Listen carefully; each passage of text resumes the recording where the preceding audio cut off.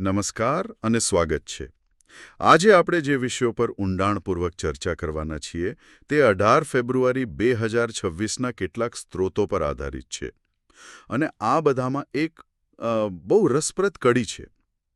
આજે આપણે જોઈશું કે કેવી રીતે એક સામાન્ય નાગરિકના જીવનને 3 મુખ્ય સ્તરે એટલે કે રસ્તા પર, ખેતરમાં અને દેશની દરિયાઈ સીમા પર સુરક્ષિત કરવા માટે ટેકનોલોજી અને નીતિનો સમન્વય થઈ રહ્યો છે. બિલકુલ. અને આ ત્રણેય ક્ષેત્રો ભલે અલગ અલગ લાગે પણ તેની પાછળની જે વિચારસરણી છે એ એકદમ સમાન છે. જાહેર આરોગ્ય, કૃષિ અને રાષ્ટ્રીય સુરક્ષા. આ બધા પડકારોનો સામનો કરવા ભારત કેવી રીતે ટેકનોલોજી, વ્યૂહાત્મક નીતિઓ અને આંતરરાષ્ટ્રીય ભાગીદારીનો ઉપયોગ કરી રહ્યું છે એ આજે સ્પષ્ટ દેખાશે. બરાબર. તો આજના મુખ્ય મુદ્દાઓમાં પહેલું છે માર્ગ અકસ્માતોના ભોગ બનેલાઓ માટે એક નવી જીવનરક્ષક યોજના પીએમ રાહત. પછી ખેડૂતો માટે એક અત્યાધુનિક એઆઈ આધારિત પ્લેટફોર્મ જેનું નામ છે ભારત વિસ્તાર. અને છેલ્લે નૌકાદળ માટે એક નવું સંપૂર્ણ સ્વદેશી તાલીમ જહાજ કૃષ્ણા. અને આટલું જ નહીં, આની સાથે આપણે ડેમની સુરક્ષા અને ફ્રાન્સ જેવા દેશો સાથેના સંરક્ષણ કરારો પર પણ એક નજર નાખીશું. ટૂંકમાં આજની ચર્ચા સુરક્ષાના ઘણા બધા પાસાઓને મતલબ કે માનવ, આર્થિક અને રાષ્ટ્રીય સુરક્ષાને એક સાથે જોડે છે. સરસ. તો ચાલો શરૂઆત કરીએ સૌથી પાયાની સુરક્ષાથી. જીવનની સુરક્ષા PMRAH યોજના. આનું પૂરું નામ છે road accident victim hospitalisation and assured treatment. સાચું કહું તો આપણા દેશમાં રોડ અકસ્માતો એક મૌન મહામારી જેવા છે. આપણે બધાએ એવા દ્રશ્યો જોયા છે કે જ્યાં લોકો મદદ કરતા અચકાય છે. હા, કારણ કે તેમને હોસ્પિટલના ખર્ચ અને કાયદાકીય પ્રક્રિયાનો ડર હોય છે. બરાબર એ જ. અને આ જ ડરને દૂર કરવા માટે આ યોજના બનાવવામાં આવી છે. એનો જે સૌથી ક્રાંતિકારી ભાગ છે એ છે કે કોઈ પણ રોડ પર થયેલા અકસ્માતમાં ભોગ બનેલા કોઈ પણ વ્યક્તિને 1.5 લાખ રૂપિયા સુધીની કેશલેસ સારવાર મળશે. 1.5 લાખ સુધીની કેશલેસ સારવાર? આ તો ખરેખર બહુ મોટી વાત છે. હા, અને આ માર્ગ પરિવહન અને રાજમાર્ગ મંત્રાલયની પહેલ છે જેને 13 ફેબ્રુઆરીએ મંજૂરી મળી. આ કોઈની આર્થિક સ્થિતિ જોયા વગર મળશે. પણ શું આ માત્ર પૈસાની જ વાત છે કે પછી એનાથી આગળ પણ કંઈક છે? ના, જરાય નહીં. આ પૈસા કરતાં પણ વધુ સમયની વાત છે. આખી યોજના ગોલ્ડન અવરના સિદ્ધાંત પર કેન્દ્રિત છે. ગોલ્ડન અવર એટલે અકસ્માત પછીનો પહેલો કલાક. બિલકુલ, એ પહેલો નિર્ણાયક કલાક. આપણા સ્ત્રોત મુજબ જો એ સમયગાળામાં પીડિતને યોગ્ય સારવાર મળી જાય તો માર્ગ અકસ્માતોમાં થતા લગભગ 50% મૃત્યુ નિવારી શકાય છે. 50%? હા, આ યોજના એ સુનિશ્ચિત કરે છે કે પૈસાના અભાવે કોઈ પણ હોસ્પિટલ સારવારમાં વિલંબ ન કરી શકે. એટલે આ માત્ર આર્થિક મદદ નથી, આ જીવન બચાવવાની પહેલ છે. પણ અહીં એક વ્યવહારિક પ્રશ્ન ઊભો થાય છે. જ્યારે અકસ્માત થાય છે ત્યારે ત્યાં બહુ અંધાધૂંધી હોય છે. એ સમયે કોઈના કિસ્સામાં કાગળો શોધવા કે ફોર્મ ભરવાનો સમય કોની પાસે હોય? આ કેશલેસ પ્રક્રિયા ખરેખર કામ કેવી રીતે કરશે? તમે બહુ સાચો સવાલ પૂછ્યો. અને તેનો જવાબ ટેકનોલોજીમાં છે. આ આખી સિસ્ટમ 2 મુખ્ય ડિજિટલ પ્લેટફોર્મ પર ચાલે છે. પહેલું છે EDAR એટલે કે electronic detailed accident report. EDAR. Okay. જેવું પોલીસ ઘટના સ્થળે પહોંચે તેઓ તરત જ આ પ્લેટફોર્મ પર ડિજિટલી રિપોર્ટ ફાઇલ કરે છે. અને બીજું પ્લેટફોર્મ છે નેશનલ હેલ્થ ઓથોરિટીનું TMS 2.0. અચ્છા, ટ્રાન્ઝેક્શન મેનેજમેન્ટ સિસ્ટમ જે આયુષ્માન ભારત માટે પણ વપરાય છે. બરાબર. જેવું EDAR પર રિપોર્ટ બને તેની માહિતી સીધી TMS 2.0 પર પહોંચી જાય છે. આનાથી હોસ્પિટલને તરત જ ખબર પડી જાય છે કે દર્દી રાહત યોજના હેઠળ કવર થયેલો છે. કોઈ કાગળ નહીં, કોઈ એડવાન્સ પૈસા નહીં, બધું સિમલેસ અને ડિજિટલ. વાહ! એટલે કે પીડિતને સારવારની જરૂર હોય ત્યારે કોઈએ કાગળિયા માટે દોડાદોડ કરવાની જરૂર નથી.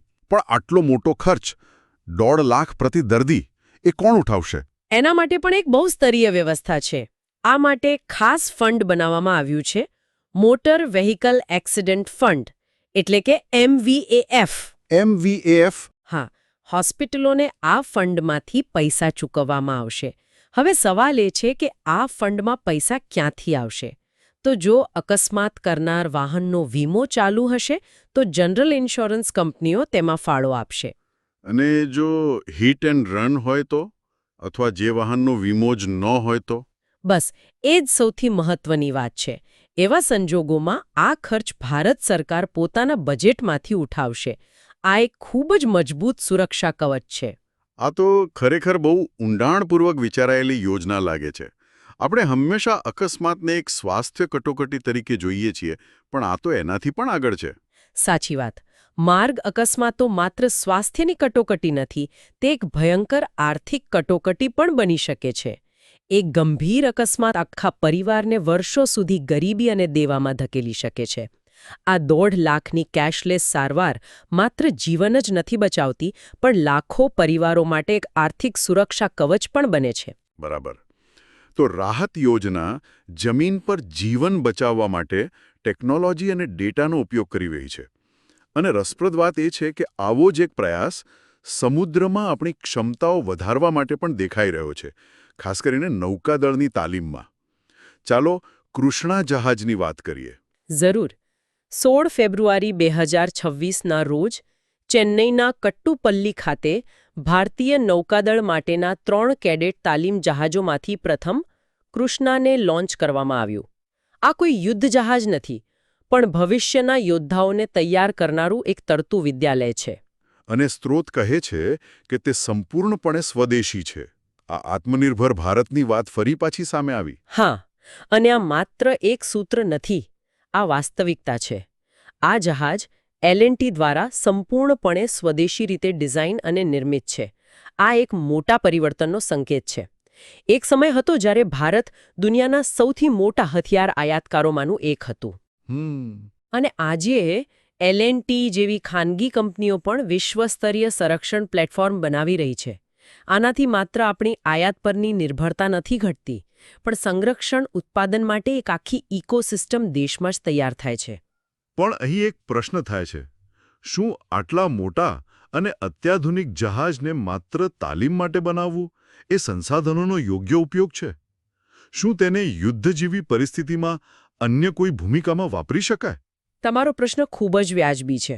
દેખીતી રીતે તે એક તાલીમ જહાજ છે, પણ તેની ભૂમિકા તેના કરતાં ઘણી મોટી છે.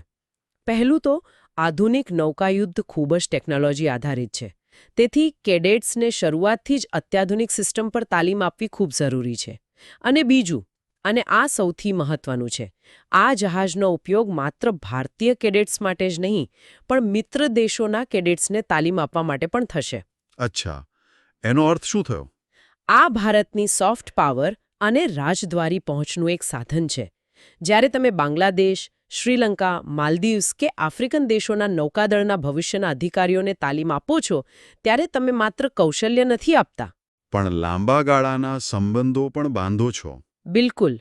આ ભારતની SAGAR એટલે કે security and growth for all in the region નીતિ સાથે સીધું જોડાયેલું છે. હિન્દ મહાસાગરમાં સુરક્ષા અને સ્થિરતા જાળવવા માટે આ પ્રકારનો સહયોગ બહુ જ મહત્વપૂર્ણ છે. તો કૃષ્ણા માત્ર એક જહાજ નથી, તે દરિયામાં ભારતનો એક રાજદૂત પણ છે. વાહ, આ દૃષ્ટિકોણથી તો મેં વિચાર્યું જ નહોતું. તો આપણે જમીન પરની સુરક્ષા અને સમુદ્ર પરની સુરક્ષાની વાત કરી. હવે ત્રીજા અને એટલા જ મહત્વપૂર્ણ સ્તર પર આવીએ, અન્ન સુરક્ષા. અને આ સીધી રીતે ભારતના ખેડૂત સાથે જોડાયેલી છે. આપણા સ્ત્રોતો ભારત વિસ્તાર નામના એક નવા પ્લેટફોર્મની વાત કરે છે. હા, 17 ફેબ્રુઆરીએ જયપુરમાં ભારત વિસ્તારના પ્રથમ તબક્કાનું ઉદ્ઘાટન કરવામાં આવ્યું. વિસ્તાર એટલે virtually integrated system to access agricultural resources. નામ થોડું જટિલ છે. હા, પણ તેનો વિચાર ખૂબ જ સરળ અને શક્તિશાળી છે. તો એને સરળ શબ્દોમાં કેવી રીતે સમજી શકાય? આને ખેડૂતો માટેના એક સ્માર્ટફોન એપ સ્ટોર તરીકે વિચારો. અત્યાર સુધી શું થતું હતું? ખેડૂતને અલગ અલગ માહિતી માટે અલગ અલગ જગ્યાએ જવું પડતું. હવામાન માટે એક એપ, બજાર ભાવ માટે બીજી વેબસાઇટ, પાકના રોગો માટે કૃષિ વૈજ્ઞાનિકને ફોન. અને સરકારી યોજના માટે તલાગીની ઓફિસ. બરાબર. ભારત વિસ્તાર આ બધાને એક જ જગ્યાએ લાવે છે. તે એક ડિજિટલ પબ્લિક ઇન્ફ્રાસ્ટ્રક્ચર એટલે કે DPI છે, જે પ્લગ એન્ડ પ્લે મોડેલ પર કામ કરે છે. સરકાર એક મુખ્ય ઓપરેટિંગ સિસ્ટમ બનાવે છે અને પછી કોઈ પણ સરકારી વિભાગ કે ખાનગી કંપની પોતાની સેવા બનાવીને તેમાં જોડી શકે છે. ખેડૂતને બધું એક જ જગ્યાએ મળે. આ વિચાર તો ખરેખર ક્રાંતિકારી લાગે છે. ખેડૂતો માટે એક ડિજિટલ દ્વાર. પણ શું આપણે ભારતમાં ડિજિટલ સાક્ષરતા અને ગામડાઓમાં ઇન્ટરનેટ કનેક્ટિવિટીના પડકારોને નજરઅંદાજ નથી કરી રહ્યા? એક અત્યાધુનિક AI પ્લેટફોર્મ એવા ખેડૂત માટે કેટલું ઉપયોગી થશે, જેની પાસે કદાચ સ્માર્ટફોન જ નથી અથવા તેને વાપરતા નથી આવડતો? આ એક ખૂબ જ વાસ્તવિક અને ગંભીર ચિંતા છે અને દેખીતી રીતે આ પ્લેટફોર્મના નિર્માતાઓએ આ વિશે વિચાર્યું છે. આ માત્ર એક સ્માર્ટફોન એપ નથી.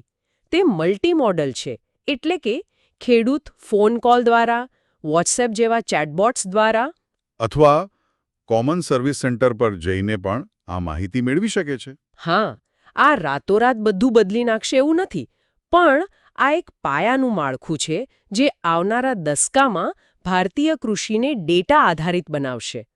પ્રથમ તબક્કામાં તે હિન્દી અને અંગ્રેજીમાં મહારાષ્ટ્ર, બિહાર, ગુજરાત જેવા રાજ્યોમાં શરૂ થઈ રહ્યું છે. ધીમે ધીમે તે અન્ય ભાષાઓ અને રાજ્યોમાં વિસ્તાર પામશે. અને સ્ત્રોતોમાં AI four agriculture roadmap, AI hackathon અને એગ્રીકોશ જેવી અન્ય પહેલોનો પણ ઉલ્લેખ છે. એ શું છે? બરાબર. આ દર્શાવે છે કે સરકાર માત્ર એક એપ્લિકેશન નથી બનાવી રહી, પરંતુ કૃષિ ક્ષેત્રમાં AI માટે એક સંપૂર્ણ ઇકોસિસ્ટમ બનાવવાનો પ્રયાસ કરી રહી છે. એગ્રીકોશ એક ડેટા રિપોઝિટરી હશે અને હેકેથોન દ્વારા નવા વિચારો અને સ્ટાર્ટઅપ્સને પ્રોત્સાહન મળશે. આ ખેતીને પરંપરાગત અનુભવ આધારિત વ્યવસાયમાંથી માહિતી અને ટેકનોલોજી આધારિત ઉદ્યોગમાં બદલવાની દિશામાં એક મોટું પગલું છે. તો આ ટેકનોલોજી અને સહયોગની જે વાત આપણે કરી રહ્યા છીએ તે આંતરરાષ્ટ્રીય સ્તરે પણ દેખાય છે. આપણા સ્ત્રોતમાં international conference on dam safety 2026નો એક સંક્ષિપ્ત ઉલ્લેખ છે. હા, અને આ નાની દેખાતી ઘટનાનું મહત્વ ઘણું મોટું છે. ભારતમાં હજારો મોટા ડેમ છે અને તેમાંથી ઘણા દાયકાઓ જૂના છે. તેમની સુરક્ષા એ રાષ્ટ્રીય સુરક્ષાનો જ એક ભાગ છે. ડેમ તૂટવાની ઘટના ભયાનક હોઈ શકે છે. સાચી વાત છે. આંતરરાષ્ટ્રીય પરિષદ એટલા માટે મહત્વની છે કારણ કે આ પડકાર વૈશ્વિક છે. ક્લાઇમેટ ચેન્જને કારણે અચાનક ભારે વરસાદ અને પૂરની ઘટનાઓ વધી રહી છે. આવી પરિસ્થિતિમાં વિશ્વના દેશોએ એકબીજાના અનુભવો અને ટેકનોલોજીમાંથી શીખવું ખૂબ જ જરૂરી છે. ફ્રાન્સના રાષ્ટ્રપતિ ઇમેન્યુઅલ મેક્રોન હમણાં જ ભારતની મુલાકાતે હતા, 17થી 19 ફેબ્રુઆરી. અત્યાર સુધી આપણે ફ્રાન્સને રફાલ જેવા સોદા માટે એક મોટા સપ્લાયર મતલબ કે વેચનાર તરીકે જોતા આવ્યા છીએ. પણ સવાલ એ છે કે શું આ મુલાકાત એ સંબંધને મૂળભૂત રીતે બદલી રહી છે? તમે બહુ સાચો મુદ્દો પકડ્યો છે. અને આનો જવાબ આ મુલાકાતના સૌથી મોટા પરિણામમાં જ છે. બંને દેશોએ હવે તેમના સંબંધોને સ્પેશિયલ ગ્લોબલ સ્ટ્રેટેજિક પાર્ટનરશિપ તરીકે અપગ્રેડ કર્યા છે. અને યાદ રાખો, રાષ્ટ્રપતિ મેક્રોનની આ ચોથી ભારત મુલાકાત હતી, જે પોતે જ સંબંધોની ગંભીરતા બતાવે છે. એક મિનિટ, આ સ્પેશિયલ ગ્લોબલ સ્ટ્રેટેજિક પાર્ટનરશિપ, આ શબ્દો સાંભળવામાં તો ઘણા ભારેખમ લાગે છે. પણ આ શું ખાલી એક નવું લેબલ્સ છે કે પછી આનો કોઈ ખરેખર મતલબ છે? શું બદલાશે આનાથી? ના, આ સ્પેશિયલ ગ્લોબલ શબ્દ ખાલી શોભા માટે નથી. આનો સીધો અર્થ એ છે કે હવે ભારત અને ફ્રાન્સ માત્ર દ્વિપક્ષીય મુદ્દાઓ પર નહીં, પણ ઇન્ડો પેસિફિકમાં સુરક્ષા હોય કે પછી આતંકવાદ જેવા આંતરરાષ્ટ્રીય મુદ્દાઓ હોય, એના પર સાથે મળીને નીતિ ઘડશે. સમજાયું. આ સંબંધને એક રીતે દ્વિપક્ષીય મર્યાદાઓમાંથી બહાર કાઢીને વૈશ્વિક સ્તરે લઈ જાય છે. અને આ મુલાકાતનું કેન્દ્રબિંદુ ઇનોવેશન રહ્યું. મુંબઈમાં 2026 ભારત ફ્રાન્સ નવીનતા વર્ષનું ઉદ્ઘાટન પણ થયું. પણ આવી ઘોષણાઓ તો આપણે ઘણીવાર સાંભળીએ છીએ, ઘણીવાર એ ખાલી કાગળ પર જ રહી જાય છે. આ વખતે એવું શું અલગ છે? તમારો સવાલ વ્યાજબી છે, પણ આ વખતે વાત ઘોષણાઓથી ઘણી આગળ વધી છે. દાખલા તરીકે નવી દિલ્હીની એમ્સમાં ત્યાં હેલ્થકેરમાં આર્ટિફિશિયલ ઇન્ટેલિજન્સ માટે એક ઇન્ડો ફ્રેન્ચ સેન્ટર બની રહ્યું છે. એટલે કે પ્રેક્ટિકલ એપ્લિકેશન પર ફોકસ છે. બિલકુલ. ભવિષ્યમાં કેન્સર જેવી બીમારીઓના નિદાનમાં આ ટેકનોલોજી બહુ કામ લાગશે. અને બીજું, હૈદરાબાદના ટી હબ અને નોર્ડ ફ્રાન્સ વચ્ચે જે કરાર થયો, હા, એના વિશે પણ સાંભળ્યું હતું. એનો ફાયદો એ છે કે આપણા યુવા સ્ટાર્ટઅપને હવે સીધો ફ્રેન્ચ માર્કેટમાં પ્રવેશ મળશે. વાહ, આ તો ખરેખર મોટી વાત કહેવાય. એટલે કે ઇનોવેશનની વાત ખાલી સોફ્ટવેર પૂરતી નથી, પણ હેલ્થ અને બિઝનેસમાં પણ દેખાઈ રહી છે. અને આ જ ટેકનોલોજી ટ્રાન્સફર અને સહ-ઉત્પાદનની વાત સંરક્ષણ ક્ષેત્રે પણ એટલી જ મજબૂતીથી દેખાય છે, ખરું ને? એકદમ. આ જ ભાવના હવે સંરક્ષણ જેવા હાર્ડકોર ક્ષેત્રમાં પણ દેખાઈ રહી છે. કર્ણાટકના વેમગલમાં ટાટા એરબસ દ્વારા H125 હેલિકોપ્ટર માટેની ફાઇનલ એસેમ્બલી લાઇનનું ઉદ્ઘાટન થયું. અને આ H125 હેલિકોપ્ટરની શું ખાસિયત છે? જુઓ, આ કોઈ સામાન્ય હેલિકોપ્ટર નથી. તે સિંગલ એન્જિન કેટેગરીમાં બહુ જ વર્સેટાઇલ મશીન છે. ટ્રેનિંગથી લઈને પર્વતીય વિસ્તારોમાં સર્વેલન્સ સુધી બધે કામ લાગે. અને ભારતમાં એનું ઉત્પાદન થવું એ આત્મનિર્ભરતા માટે બહુ મોટું પગલું છે. અને પેલી હેમર મિસાઇલોની પણ કંઈક વાત હતી? હા, ભારત ઇલેક્ટ્રોનિક્સ લિમિટેડ એટલે કે BEL અને ફ્રેન્ચ કંપની સેફ્રોન મળીને ભારતમાં જ હેમર મિસાઇલો બનાવશે. જે રફાલ ફાઇટર જેટ માટે છે. બરાબર. અત્યાર સુધી આપણે આ ટેકનોલોજી આયાત કરતા હતા, હવે આપણે તેને અહીં જ બનાવીશું. આ બધું એ જ બતાવે છે કે ફ્રાન્સ હવે માત્ર હથિયારો વેચવા નથી માંગતું, પણ ટેકનોલોજી પણ વહેંચવા તૈયાર છે. સાચી વાત છે. અને આની સાથે બંને દેશોની સેનામાં અધિકારીઓની પરસ્પર તૈનાતીનો નિર્ણય. હા, એ તો વધતા લશ્કરી વિશ્વાસનો સૌથી મોટો પુરાવો છે. ચોક્કસ. આ સહ-ઉત્પાદન તરફનું પગલું બહુ મોટું છે. પણ શું આપણી પાસે એ માટે જરૂરી કુશળતા અને ઇન્ફ્રાસ્ટ્રક્ચર છે? એ પણ એક પડકાર છે. આ સિવાય કોઈ મોટા આર્થિક કરારો થયા? તમારો પ્રશ્ન મહત્વનો છે. આર્થિક મોરચે ડબલ ટેક્સ એવોઇડન્સ એગ્રીમેન્ટમાં જે સુધારો થયો છે એ ખૂબ મહત્વનો છે. એને સરળ ભાષામાં સમજાવો છો? સરળ ભાષામાં, હવે બંને દેશોની કંપનીઓ માટે વેપાર અને રોકાણ સરળ બનશે. એમને એક જ આવક પર 2 વાર ટેક્સ નહીં ભરવો પડે. પણ એનાથી પણ વધુ મહત્વની વાત ભવિષ્યની છે. ક્રિટિકલ મિનરલ્સ અને એડવાન્સ્ડ મટીરિયલ્સમાં સહકાર માટે કરાર થયા છે. એટલે કે સેમિકન્ડક્ટર અને ઇલેક્ટ્રિક વાહનો જેવી ટેકનોલોજી માટે. બિલકુલ. આ લાંબા ગાળાની વ્યૂહાત્મક ભાગીદારી દર્શાવે છે. તો ટૂંકમાં આ મુલાકાત ખાલી એક ઔપચારિક બેઠક નહોતી. ટેકનોલોજી, સંરક્ષણ અને અર્થતંત્ર ત્રણેય ક્ષેત્રોમાં એવા નિર્ણયો લેવાયા છે જે લાંબા ગાળે સંબંધોની દિશા બદલી નાખશે.